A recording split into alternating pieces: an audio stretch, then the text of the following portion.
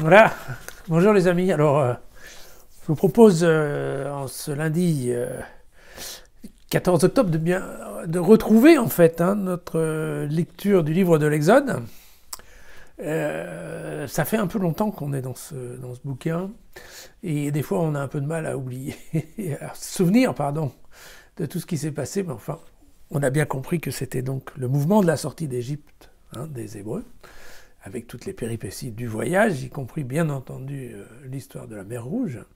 Et puis, nous sommes maintenant arrivés au pied du mont Sinaï, et Moïse, en fait, monte sur la montagne, recevoir un certain nombre de directives de la part de Dieu.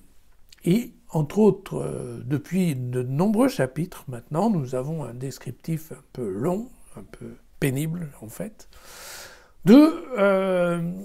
presque un descriptif architectural, je dirais, de comment Dieu envisage, en fait, ce qui deviendra le temple. On pense que ce texte a été écrit à peu près au moment du début des travaux de la reconstruction du temple de Jérusalem. Et donc, par contre, comme dans cette histoire, le peuple est supposé être encore en marche vers la terre promise. Je vous rappelle que quand on est au mont Sinaï, même que ce soit le mont Sinaï actuel en Égypte ou, comme le croient certains, un mont Sinaï en Arabie Saoudite, de toute façon, nous ne sommes pas encore arrivés sur ce qu'on appelle globalement la Palestine.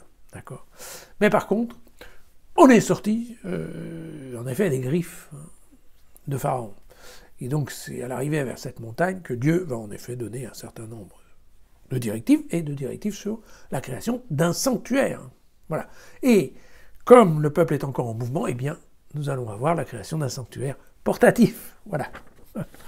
Alors, bien entendu, j'ai sauté un certain nombre de chapitres que je vous laisse aller voir si ça vous intéresse, mais il y a vraiment beaucoup de détails sur la réalisation à la fois de la tente, des meubles, des diverses pièces qui sont nécessaires pour le culte, mais aussi des habits des prêtres et des accessoires. Et tout cela est très largement décrit en détail.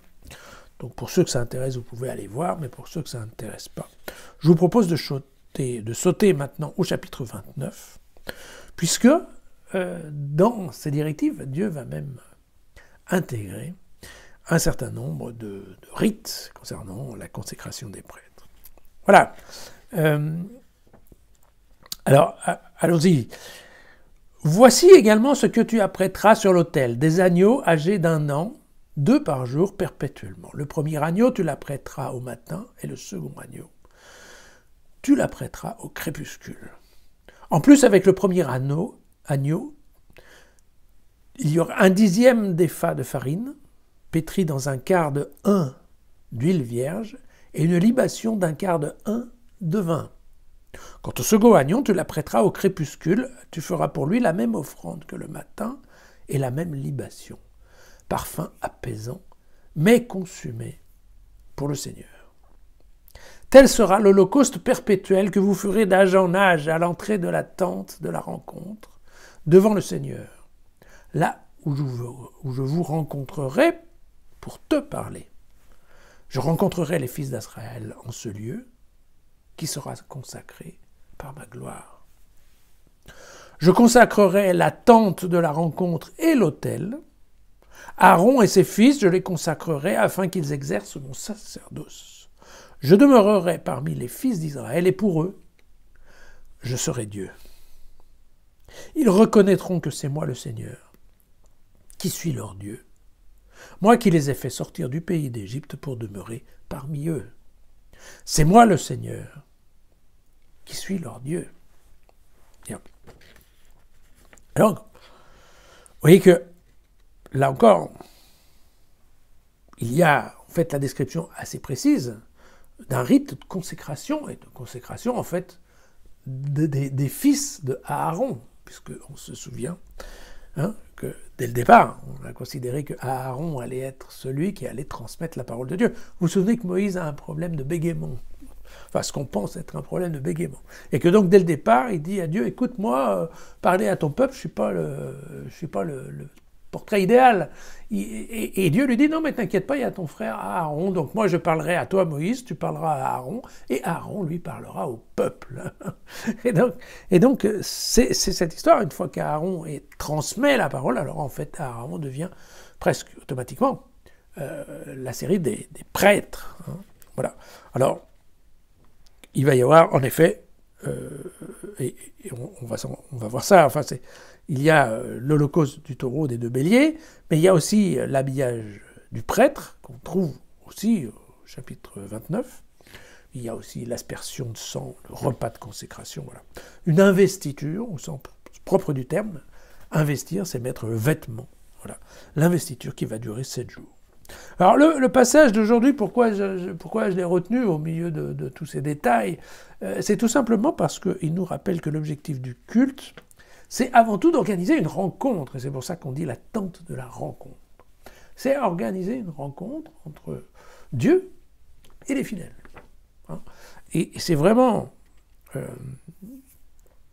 encore de nos jours, même si parfois certains l'oublient, mais c'est vraiment le rôle du prêtre d'organiser matériellement et spirituellement, bien sûr, la rencontre entre des fidèles et leur Dieu. Donc, il convient bien entendu pour ça d'avoir un certain nombre de capacités, de connaissances particulières, et il est prévu dans l'Ancien Testament que ces connaissances passent en fait de génération en génération, c'est-à-dire qu'en fait il y a des familles, comme vous savez, il va y avoir en fait la famille d'Aaron, donc les Aaronides, mais il y aura aussi un certain nombre de familles, voilà, concurrentes, donc les Lévites, on va bientôt voir comment ils ont pris leur place, mais aussi les Sadducéens, donc qui font partie à partir du prêtre Sadoc, et vous vous souvenez que au temps des évangiles, les Sadducéens faisaient partie vraiment du clergé noble, en fait. Hein. Voilà. Bien. Donc, évidemment, cette notion d'hérédité du sacerdoce est un peu disparue depuis que nos prêtres sont célibataires ou supposés. Et donc, bien entendu, nous n'avons plus cette notion, voilà, de famille. Même si, vous vous souvenez qu'il n'y a pas très longtemps, il y avait vraiment des familles qui, comme de par hasard, étaient cardinaux, évêques de génération en génération. Voilà. Alors, il y a cette petite phrase qui, pour moi, est merveilleuse, qui, pour eux, je serai Dieu. Voilà. Évidemment, quand on la sort de son contexte, et admettons qu'on puisse la placer dans les mains d'un certain nombre de politiques, on voit déjà où ça nous mène. Voilà. À demain.